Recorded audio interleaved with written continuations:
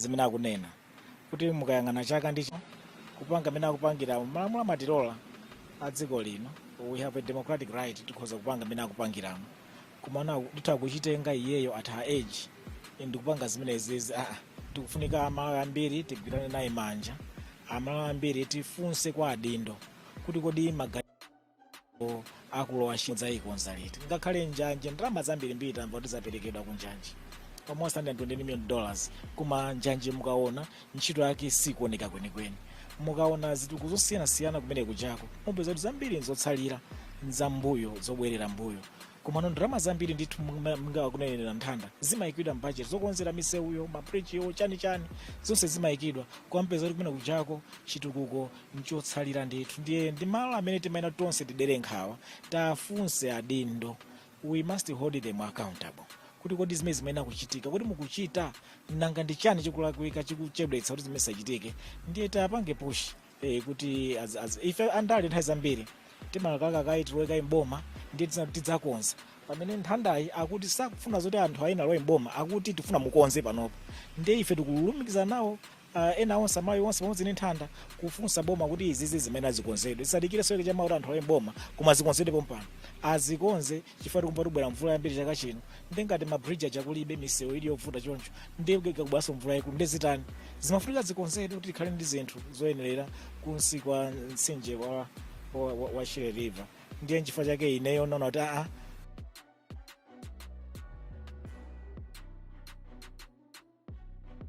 ndachedwa ulendo wanga koma ndiyambe ndayima ndiyime naye in solidarity zofunsa adindo akuno ku Roads Authority akakonze misewu malinga ndi mmene analonjezera misewu mabridge aja zonse azikonze. Mavuto amvula yayikulu imene tidwa isanabwere akhata konza zimenezo. Inu ngati munthu mmodzi amenenso mmatsatira za chuma tatifotokozerani kuti zimakhala bwanji. Taonako ndithu misewu ina ikuoneka mwina mabajeti 3 4 koma msewu sunayambebe koma msewu wayikidwa mbudget ndalama zikuperekedwa mbudget imu chimakhala kuti chani chimachitika nchiyani kwenikweni kuti zinthu zachoncho zizite. Mu nthawi ya malemu Dr. Bingwa Mutharika mzima wonse mutendere ine nali budget director. Ndiye budget muja pamakhamba lina timati orati kapena recurrent yoyendetsa za tsiku ndi tsiku ndalama zogwiritsa ntchito za boma. Ndiye kumakhalanso mbali ina timati ya development budget yoyendetsera zitukuko zosiyanasiyana zona zake nzona kuti ndalama zimayikidwa mmene muja zipangiredi zitukuko zimene zicha. Koma nthawi zambiri adindo zimene napeza ine adindo akayikidwa ndalama zija kupatsa ndalama zija kuti apezekani macontractors oti agwire ntchito ija, makontrazi oti ayambe ntchito ija, kuti ntchito ija zipanga moda yende muno bwino adindo wa udindo wa umakanika. Ine ndili budget maisera kulimbana nawo tinapanga mapanga meeting monthly ku budget division kuchi kumakumana ndi adindo kaku tourism kaku misewu kayakuti mwezi ni mwezi kuyesera kuapanga push ndalama zina mapereka khali madonors munamva bwino madonors apereka ndalama zambiri mbiri mupeza kuti madonors naso they are frustrated kuti chitukuko sichikuyenda chifukwa adindo mambo atumikira anthu amalawi bwino mupeza adindo aja sakwatumikira amalawi bwino zinthu zoti ndalama zilipo akanatha kupanga mupeza pakana chaka chokwana mid budget mpaka chaka chikutha ndalama zilipo kandi za boma kandi za anthu otithandiza ndalama zilipo koma usachitika ntchito. Ndi adindo nthawi zambiri imakhala vuto lawo. Ndi chifukwa chake ndikupa ndi nthanda iwabwera kuno kudzafunsa adindo a Roads Authority kuti ndamene makonza za misewu mayang'ana za misewu tatiuzani izi ndalama zake zinaperekedwa mwadya kapena ndalama zosumunadye nanga ntchito pa ground sikuoneka chachitika ndi chani. Ndi ndikupa kuti apereke mayankho kuzimene zafunsidwa mamauno. Mwati mukupita kulowa Shire ndoti vyembekezo nchoti mukadutsaso misewu yomwe ikunenedwayo mukupita ndi uthenga otani kumeneko.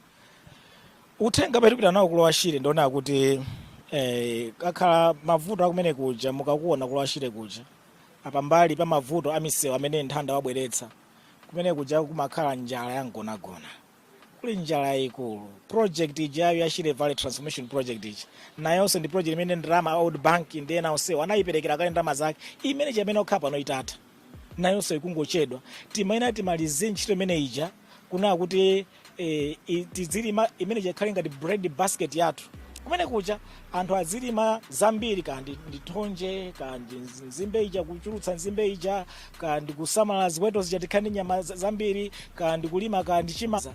Titamaliza project ya Shire Valley Transformation Project ija, tikhoza kumatulutsa zakudya zambiri zotumiza kunja. Dera limene lija ndi dera limodzi malemu limene takuyang'anira bwinobwino, takonza zitukuko kumene kucha kukhoza kutukuka osati masewera, chifukwa thonje lija ndiye kuti talimbikitsa ulimi wa thonje, tizipanga jini, tizipanga spin, ndiye tizisoka kandi maovu mainfomu a polisi, mainfomu a asilikali, mainfomu a manesi, tikhoza kupanga the whole industry ya cotton and textile and apparel kumene kuchako. Ntchito anyamata wonse kumene kuchako zomapeza ntchito musavuta kumene kuchako kulowashire kucha. Kumene kuchako kuti takukonza bwino nkhani ya ng'ombe, tikhoza kupanga develop beef industry osati ya masewera. Titakhala ndi ma deep tanks abwino, ng'ombe zetu kuzisamalira, tili ndi advisory system yabwino yoti anthu akuyang'anira ng'ombe zija bwino, zikupatsira zakudya bwino, komanso ng'ombe zija zili mabatwa zabwino, tikumapanga nyama yambiri, nyama imene kumajetsa dziko lonse lino, komanso mwina kumatumiza kunja. Beef industry and its products tikhoza kuipanga develop kumene kujako, komanso kumene kuja kuli nkhani ya doko ichi. Imene tingatha kuipanga develop imene malemu abingu ankakonda unena za doko, timene tingatha kuipanga develop kumene kuja. Tiliso ndi nkhani ya ulimi wa nzimbe uchi under smallholder sugar company ija, komanso airovo malo aja akhoza kupanga expand kumapanga produce sugar wambiri okwiza ntchito mdziko muno, komanso pititsa kunja. Ndiye kuli nkuthekera kwambiri ndi Lengwe National Park imene kuja imene tingatha kuipanga develop mwina ndi airport yake imene kuti anthu azingopanga land pa Lengwe pa Chikaya Strip, azipanga land pene paja akaone nyama zakuthengo, kuwapanga develop malo aja ndi hotelo zabwino and chani kumene kujako. Kuthekera kwake kwa kulowa Shire ndi kwakukulu kwambiri kumene kungathandize kutukula dziko lino, komanso kuti dziko lino likutumiza zinthu zambiri kunja. Anthu amene akusowa ntchito akhoza kupeza ntchito zambirimbiri, komanso tingapanga katundu ochuluka kumene kuja, ma business zochuluka, textile industrial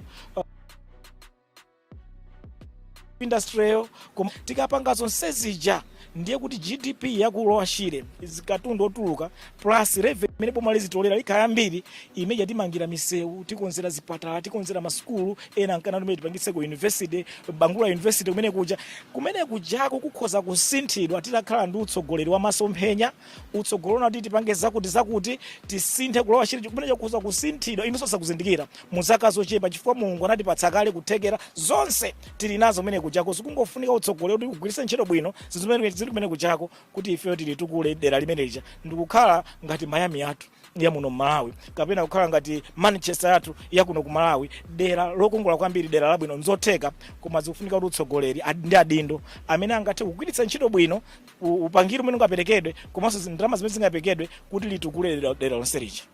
Dr. Kabambe, just one question in English. Why are you here? Well, I'm on my way to Mwanza. We have a rally where I want to mobilize the people in Mwanza to go and register. As you remember, that Mwanza is one of the districts in the third phase of registration for next year's general election. So registration is currently underway in Mwanza, and I was passing by. But as I was doing that, it's when I saw on my Facebook that Ntanda is here. And that got me curious to know why Ntanda is here. And when I listened to the story, she's here because of the plight of the people in the lower Shire, in particular Nsanje and Chikwawa. She has come here to deliver a petition about the road infrastructure network in the lower Shire. A lot of that road infrastructure network was already provided for in the budget, but also announcements were made to try and deal with most of the roads as well as bridges in the lower Shire. But to date, nothing has happened, and yet we hear from Met that there'll be heavy rains this year. Now, coupled with that, it means most of the remaining bridges and most of the remaining parts of the roads, all of it may be washed away. Now, she's here to ask the authorities why. Is it that the money were provided, announcements were made, and yet on the ground, nothing is happening? I think that's being patriotic, and as one also who is patriotic this country, I thought I should join her in the cause, in solidarity, to say that indeed we need to hold our duty bearers accountable. Roads Authority needs to be held accountable for what is happening in the Lower Shire. Why is it that the roads that were already provided for resources, the bridges, they are not taking shape? There's no work that is currently going on. But also, I think the railway, we've heard a lot about the railway, and we understand that a contractor was already paid $128 million, a lot of money, and yet there isn't movement that one can see on the rail sector. So there are all those challenges in the Lower Shire. That's why she's here. But also on a broader level, when you go to the Lower Shire, it's a region that is well endowed. God gave us a lot of opportunities in the Lower Shire. We have very, very good fertile arable soils there. We have the water through Shire River. And also we have the scenery. We could do a lot in the Lower Shire. We could do irrigation, and that's why that project was muted several years back, the Shire Valley Transformation Project. The aim was to make sure that we hold the water, that there's no annual flooding that normally takes place in the Lower Shire. But at the same time, that water, once properly guided, it can be used for irrigation. We can develop the cotton and textile industry there. We can do a lot of cotton there. We can do a lot of ginning there, a lot of spinning there. We can do a lot of cloth making there. We can be making clothes for nurses, uniforms for nurses, uniforms for the police, uniforms for students in various schools, uniforms for soldiers. And indeed, we can be supplying those locally as well as internationally, supply them with the international supply chains of these products. So we can equally create enormous amount of opportunities and businesses in the Lower Shire by just developing the cotton, textile and apparels industry right in the two districts there. But also we can do beef industry. There are a lot of cows there. We can bring in abattoirs, we can bring in deep tanks, as well as advisory services in the Lower Shire. And if we do that and develop the entire beef and beef products industry, again, that industry can produce a lot of beef and its products, sausages, whatever, milk and so forth. We can do a lot. Shoes and so forth, that we can develop leather industry. So we can do a lot in the beef and its products industry in the Lower Shire, and that again can create a lot of businesses and linkages, as well as a lot of job opportunities for the young people in the Lower Shire. Particularly true, there is the Vwaza game reserve there.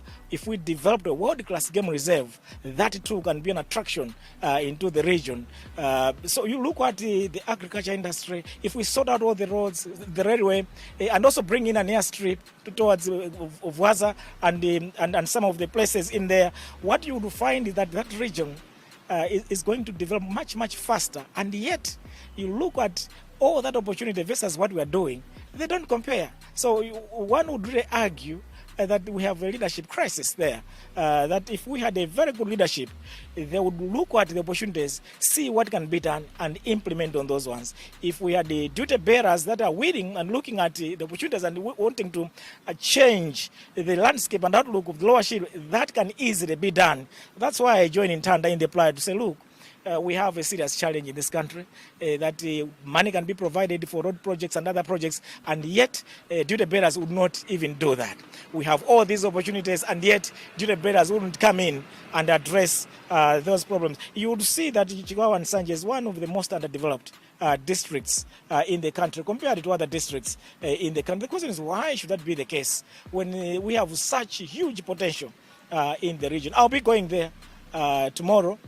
We now be having mass rallies, whistle-stop tours to mobilize people to go and register. So too would I highlight some of these challenges and the need for Malawians to go out there and register so that they can vote a government which can deliver on some of these concerns that are out there. Thank you so much, Dr. Kabambe, for speaking to us. Mwina tukusiyeni mucheze naye Ntanda. Anditu pamenepo Dr. Kabambe omwe alinso mtsogoleri wa chipani cha UTM kufika pano pa Roads Authority headquarters iwo ali naye ndithu Ntanda akuchita nawo Shire akukumana nawo, kotero anaganiza kuti asanapitirire pa ulendo wawo opita ku Lower Shire ayimenso ndithu pamalo ano kuti acheze naye Nthanda komanso kumulimbikitsa kuti apitirire kumenyera nkhondo dera la kwawo. Akufotokoza Kabambe kunena kuti pali kufunika kwambiri kuti boma komanso nthambi imene iona za misewu ya Roads Authority ili ngalirepo za anthu amenewa akulowa shire ponena kuti akudziwa adi ndithu mavuto a misewu imeneyo ndipo anthu akuvutika kwambiri akulowa shire kumeneko. Mwina Kabambe akulimbitsa mtima motani Nthanda? I did not see that coming. Sinembikiziro noti munthu inake woti wolemikizika angatulukire tsiku la lero. I was lonely ndinayi ndimanthonera kuti sindikudziwa kuti tsiku la lero amene angemboza nthandiza njani chifukwa amene manoti ndazibale anga anthu akwathu onse ali kusanje ndi chikwawa. Inde ena ali mulilongwe muno komano there's no hope yomwe ndinayi nayo kunena kuti munthu ina wake atha ubwera uzandipanga support and andipanga encourage kwambiri pa chinthu chomwe ndikupanga fali ndimabwera be ndikudziwa kuti ndili ndekha komano andipatsa chilimbikitso chonena kuti kuli anthu ena akebe ndithu amene zakhudzaso amene andiona kuti ndabwera panopa kwambiri. Kodi wewo chidwi chako chimenechi chimachoka pati? Ndinafunsa kumambiriro koma panda ngokumbukiranso kuti unaza pangaso interview ku Times umakambanso nkhani zomwe zizakulowa shire. Chidwi chako chimenechi chimachoka pati? Kutsogolo kumwina kufuna udindo wina wake? Ayi umenezo ndesi ndinaganizireko mwina anthu akwathu adadafuna nditha kupanga foti andituma iwo osati koma wina wake kumandekha kapena kuti ndaziganizira kuti ndipange. Ayi komano anthu akwathu adadafuna kuti ndayimire ndimayima kale ndikakhala mondili pano pasoti ndi Nthanda. Ayi komano ndimakhala kuti ndanyamula shire vale yonse nde sindilibe maganizo nalosa udindo komanso chidwi changa ndikutopa foti mavuto nabadwa nawo monenanene ndabadwiramo ndakuliramo zinthu zaka ndi zaka chaka ndi chaka timakhala tikupanga face ma challenges omwe ndi chomwe ndinangofika nopotopa unena kuti no we need a permanent solution. Shire vale imanyuzedwa mu njira zambiri anthu akapita kumene kuti iyo kwanu kumene kuja ndemumayenda bwanji nde nthawi mvula m'matani pamene azathu olomvula itagwa amadziwa kuti ali safe olomisewu itapanga bwanji ayenda bwinobwino.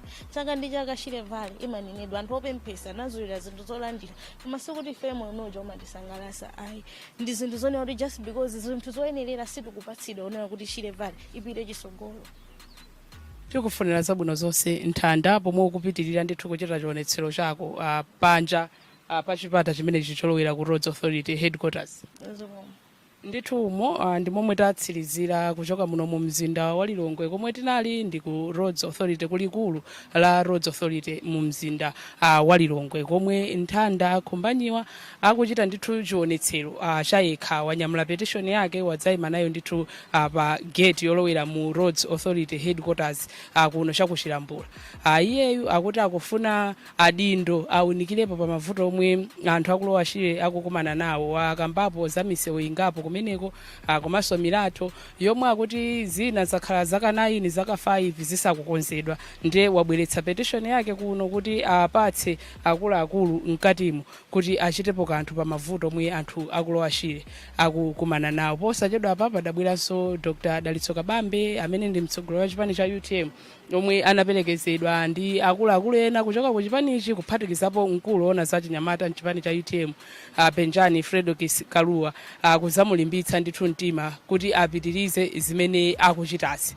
Ndiye apa bwanji tilekere pomwepa tikhale tikufotokozanso tsatanetsatane wa momwe zinthu zithere kuno koma bwanji pakadali pano tikuperekeni kwa anzathu ku nyumba yaikulu yofalitsa mawu ku Blantyre kuchoka muno mu mzinda wa Lilongwe. Munali ndine Kathe Maulidi nzanga pamagina Henry Shulu komanso Khumbo Kaliwa makoma nonse.